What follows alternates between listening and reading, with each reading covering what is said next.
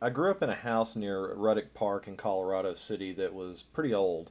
I'm guessing it was probably built somewhere around the turn of the century, maybe 1910s and 1920s. Anyway, I grew up in this house, and I lived there until I was a freshman in high school. After that time, we moved to Snyder, but I always distinctly remember this house. I always had a vibe to it, so to speak, or just had a feeling to it. I never really saw anything growing up at the house, but I did have an experience after I went back to visit the house when I was in high school. Uh, Specifically, during my senior year, I decided to go back and visit the old house just to have a look around, kind of reminisce about my childhood. Um, so I picked a windy day, a windy fall day, to go back and see the house. The whole time I was driving down to Colorado City, I just kept thinking, surely somebody's either bought this house, rented the house by now. Surely we weren't the last people to leave this house. But when I arrived at the house, it was vacant. It was about 65 degrees outside when I left Snyder, but it felt significantly colder when I got on my car to look at the house when I got to Colorado City. And it was clear the house was vacant, and it looked like no one had occupied this house for some time. At this point, it had been about 4 years since we lived in it.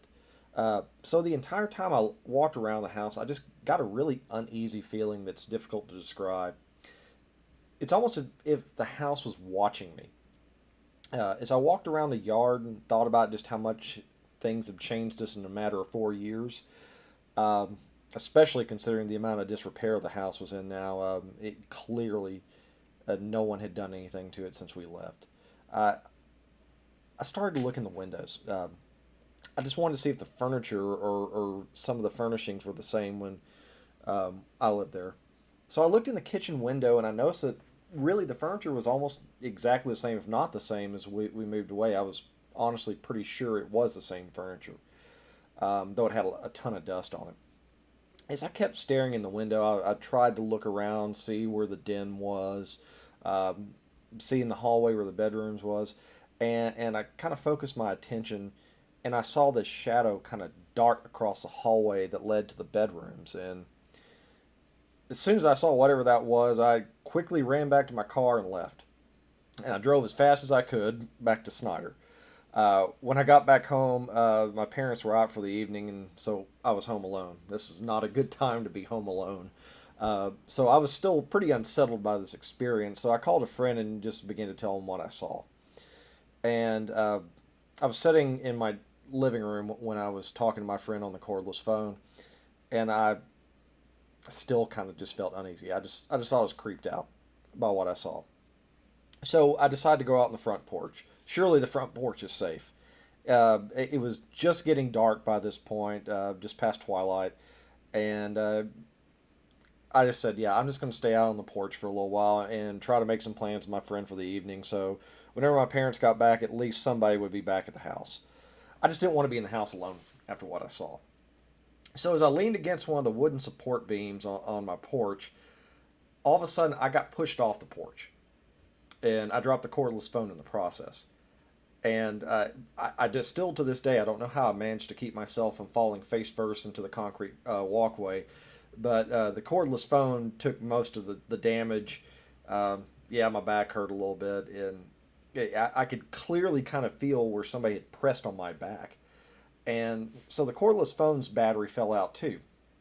So I just kind of quickly gathered my thoughts, looked around to see what pushed me, and of course, there's nothing there. And just to put some context into this, at the time I was 6'3", over 250 pounds, and was on the offensive line on the high school football team. So it would take a little bit of force to push me down. And with all that kind of going through my head at the time, I quickly grabbed the phone's battery, put it back in, called my friend, said, "Hey, let's go do something right now." And I didn't tell my friend about it on the phone at the time, but we made plans to go get something to eat, and I proceeded to tell my friend all about it while we were eating. And hadn't really shared this story very much, but um, this is probably the only thing I could ever classify I've experienced as paranormal. But Was it related to the house near Ruddock Park in Colorado City? I don't know.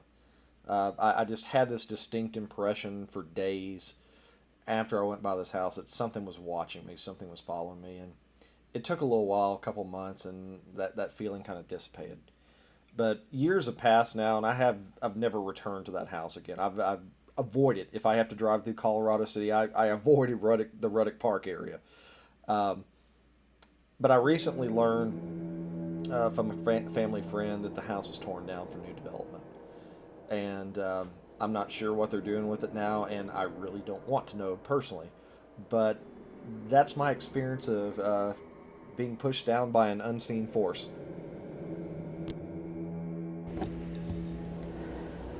Snyder High School had a phenomenal theater teacher, Jerry Worsham, who served as the Snyder High drama director from 1986 to 2000. He held the record for the most state championships in one-act plays, with 13 of these championship titles to his name.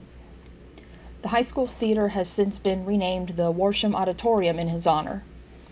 I was part of the Snyder High Theater from 2011 to 2014. My director was one of Worsham's students and had acted in 3 of those 13 state championships.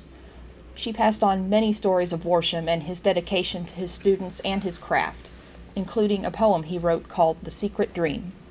I still remember that poem to this day. The secret dream, the hunger that can never be fulfilled, to come out of a late rehearsal and smell the lilacs, to have a play done as well as it can be done, by dear friends and tired colleagues, not indifferently produced on all the stages of the world, but in that one dear familiar theater. Some of my friends will be on to me before you can say knife to tell me that such a place does not exist outside a daydream. But some of us, as we go, hold to a notion quite different. We would recite that poem before each performance for good luck, or after particularly long and tiresome rehearsals. But that isn't the only superstition related to Jerry Worsham. It's also rumored that Worsham's spirit still resides in that theater to watch over the students in productions, not as a human specter, but as an owl that lives in the bell tower. It's said that if you see the owl the night before or the night of a performance, it brings good luck, and that performance will be a great one. However, if you don't see the owl, bad luck will follow, and mistakes will hang over your performance. I remember one particular night while we were preparing for the district show. As we were leaving our last rehearsal before the competition, the owl was especially active and flew over our heads before heading back to the bell tower. We placed first at district the next day.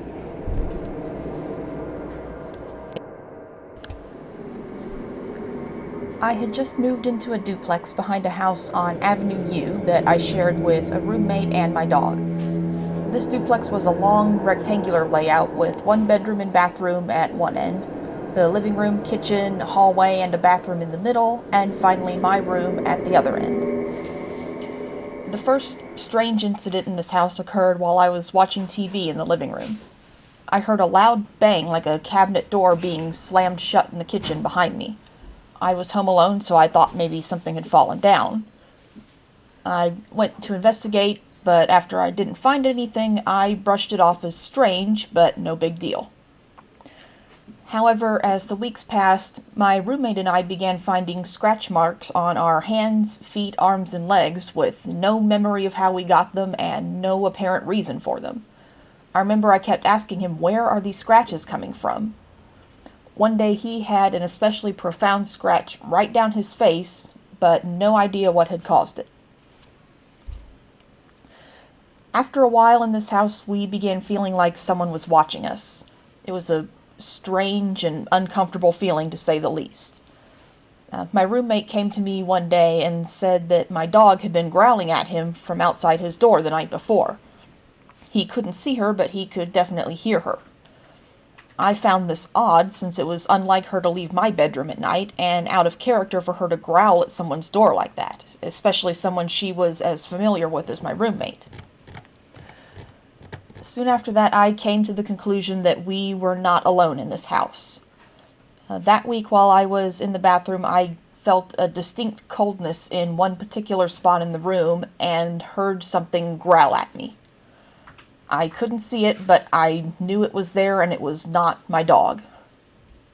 Later that same week, I was in the shower and felt a burning sensation on my calf, and when I looked down, again I noticed one of those distinct red scratch marks on my leg.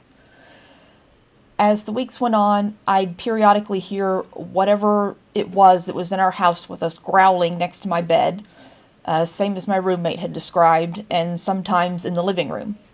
And all this time, the random scratch marks on both of us continued. One night while I was in my bedroom, I looked out down the hallway and saw a black mass coming toward my room. The lights were off in the hallway, but it was as if whatever was coming toward me was blacker than the darkness of the hallway. While I was still trying to wrap my head around whether I was really seeing what I thought I saw, the figure turned sharply and went into the closet not 10 feet from the entrance to my room. I was in shock and couldn't sleep the rest of the night. I went into the living room, turned on all the lights, and prayed until the sun came up. After that night, whatever it was that was in that duplex with us began scratching and knocking outside my window at night, always knocking in threes. I continued praying and praying for it to leave, and though I felt like it wasn't in my room with me, I was still also certain it hadn't left the house yet. I felt like it was waiting for an opportunity to do something more significant. So I moved out as soon as I could. Fortunately, I found a new home within a few weeks. I still think about what I experienced at that house. What was that thing? Where did it come from? What did it want? Why did this happen to me? Up to this point in my life, I'd always felt safe in my homes, and I can't describe the constant fear of being tormented by something that we can't see and likely not from this world. To this day, I still have no idea what it was.